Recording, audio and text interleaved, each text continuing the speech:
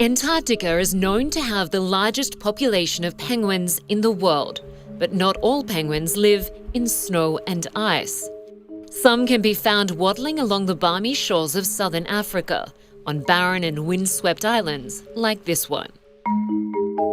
But in the last century, populations of the endangered African penguin have plummeted, due in part to human disturbance, egg poaching, and climate change. On Dyer Island in the 1970s, there was about 23,000 breeding pairs.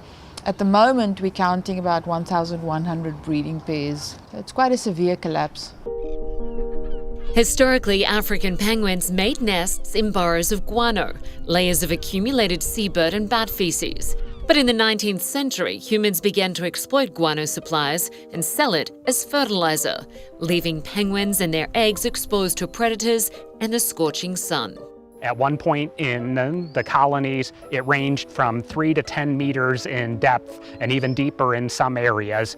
Right now, the deepest guano remaining in any of the colonies measures in the centimeters. The only thing left is bare gravel, bare soil, nothing that they can burrow into, and that took away their entire nesting ability. In 2016, the African Penguin Nest Project dived to the rescue. A coordinated effort between Dyer Island Conservation Trust, Dallas Zoo, and other organizations, its mission is to design and deploy artificial nests that give penguin parents a safe and cool place to raise their chicks. After 2 years of development and studying old guano nests, project experts settled on a final design, which they started deploying in late 2018. The aim was to emulate Mother Nature as closely as possible.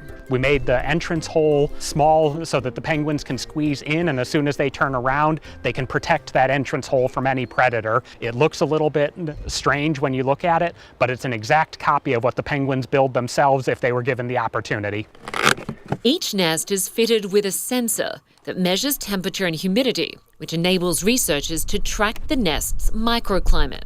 Eggs are an extremely delicate structure. They're only set to be incubated at about 38 to 39 degrees. Any higher than that, and there's a very real risk of the eggs dying. We're going to constantly be looking at the performance of the nests when it comes to the usage rates. Are the penguins using them? Are the eggs hatching? Are the chicks fledging?